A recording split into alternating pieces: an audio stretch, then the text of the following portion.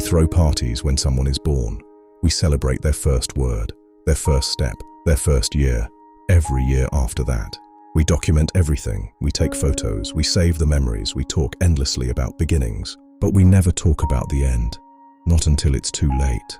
Not until someone we love is already gone. Not until we're standing at a funeral, desperately wishing we'd had this conversation earlier. Why is that?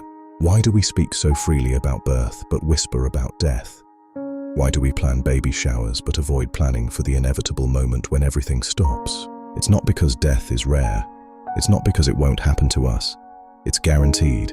It's the only truly universal human experience. The one thing every single person who has ever lived will face. And yet, we treat it like a secret, like a taboo, like something that might not happen if we simply refuse to name it.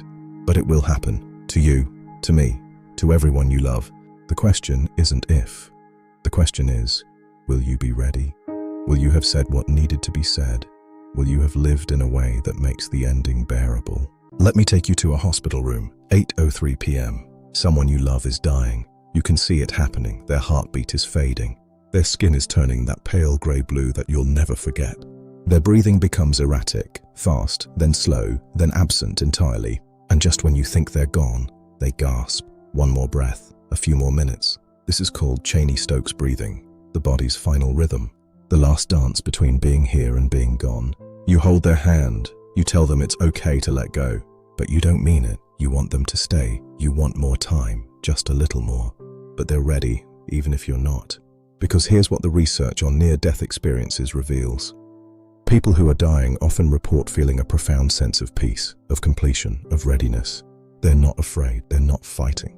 They're wrapped in something that feels like coming home. They wait for something, a person to arrive, a word to be spoken, a hand to hold one last time. And when that thing happens, when that final piece falls into place, they let go. 10:03 p.m., time of death. Everything stops.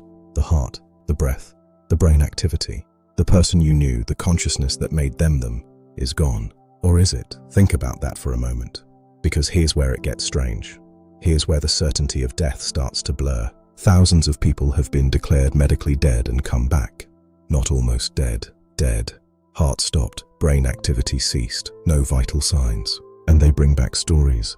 Stories of floating above their body, of watching doctors work on them from a perspective they shouldn't have had, of seeing things they couldn't have seen, of knowing things they couldn't have known. A college student overdoses, flatlines in the ambulance, dead for 3 minutes, but they see everything.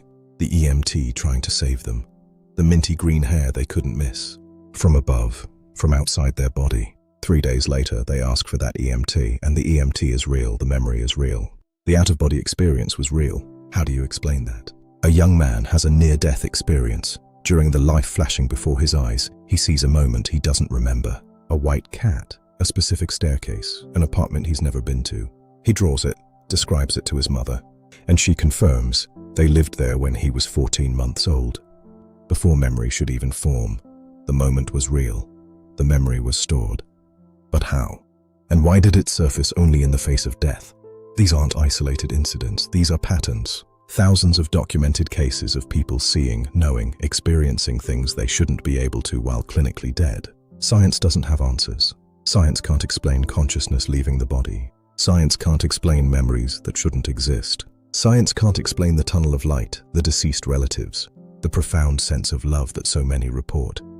But the experiences are consistent, across cultures, across religions, across time. Which means either we're all sharing the same hallucination in our final moments, or death is not what we think it is.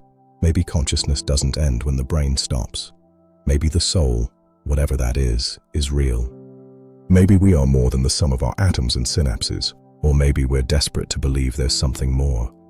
That death isn't the final nothing, that we'll see our loved ones again, that this life wasn't all there is. Either way, the question remains, what happens next? And the answer remains, we don't know. 2 weeks later, you're at a funeral. This is how we've always done it. For at least 10,000 years, we've gathered to honor the dead, to speak about their lives, to ensure they're remembered. The oldest intentional burial site dates back to ancient Israel. Bodies carefully placed in caves, painted, surrounded by food and trinkets, buried with their families. Even then we understood. Even then we knew that how we treat the dead matters, that celebrating a life well lived is essential, that remembering is sacred. Different cultures do it differently. Some religions pray over the body, hoping to influence where the soul goes next. Some believe in heaven and hell. Some believe in reincarnation, that we return to this world again. Some believe death is simply the end, but all of them gather. All of them tell stories. All of them try to make sense of the senseless. You sit there listening to people talk about the person you lost. They share memories, funny stories, lessons learned, the impact left behind. And you realize something devastating. The person being eulogized isn't there to hear it. They never got to know how much they mattered, how deeply they were loved, how profoundly they changed the people around them. You realize that all these beautiful words, all this gratitude, all this love being expressed, it should have been said while they were alive. But we don't say these things while people are here. We save them for funerals. We wait until it's too late. We assume there will be time. And then we stand at a graveside, suffocated by regret, wishing desperately for one more conversation, one more chance, one more moment to say what we should have said all along. This is the lesson death teaches, but we have to lose someone to learn it. The finality is what breaks us.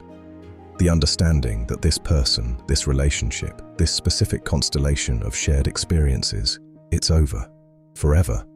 No more phone calls, no more inside jokes, no more moments created together, just memories, frozen in time, unable to be added to. And in that pain, in that grief that feels like it might kill you too, something shifts. You understand, suddenly and completely, that life is brief, unbearably brief. That the people you love won't be here forever.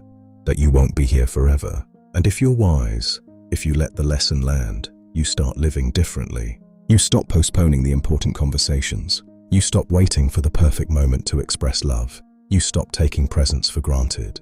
You become the person who says, "I love you" too often, who hugs too long, who holds on a little tighter, who treats every goodbye like it might be the last. Because now you know, sometimes it is. So here you are, alive, reading this, still breathing. And the question death forces you to confront is this: what are you doing with the time you have? Are you living like someone who knows they're going to die? Or are you living like someone who thinks they have forever? Because those are two entirely different lives. The person who remembers death lives urgently, loves openly, speaks truthfully, forgives quickly, creates boldly, risks everything. The person who forgets death lives carefully, loves conditionally, speaks safely, holds grudges, creates nothing, risks nothing. Which one are you? Truly, which one are you? Think about the people in your life right now. The ones you love, the ones you've been taking for granted, the ones you assume will always be there. When was the last time you told them what they mean to you? Not in some casual, throwaway way, but really told them. Looked them in the eye and said, "You matter to me. You've changed my life. I'm grateful you exist." When was the last time you treated a conversation like it was sacred, like it might be the last one you ever have? Most of us never do this. We save the real words for emergencies, for deathbeds, for funerals, for when it's already too late. But death doesn't announce itself. It doesn't send a warning. It doesn't give you time to prepare.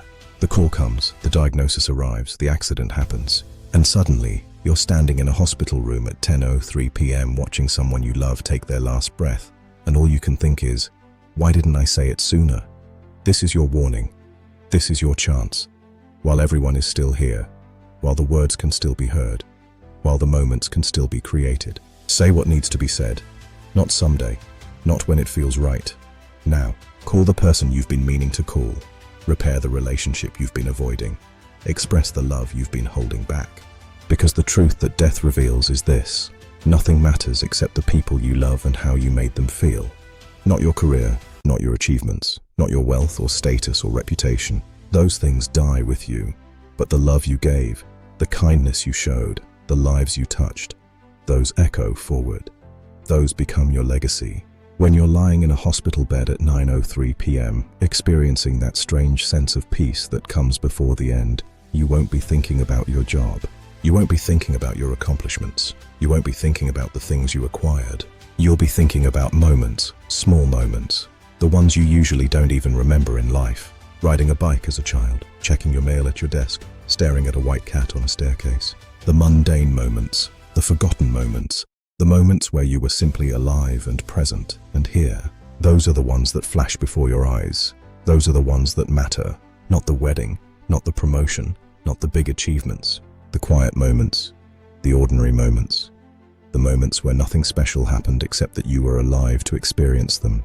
And if you're lucky, if you lived well, those moments will include the people you loved, the hands you held, the conversations you had, the love you gave and received. That's what remains. That's what death can't take. So here's what I want you to do. Think of one person you've been taking for granted. One person you love but haven't told recently. One person you assume will always be there. Share their name in the comments, just their first name, or a relationship, my mom, my best friend, my partner. And then, after you've written it, do something radical.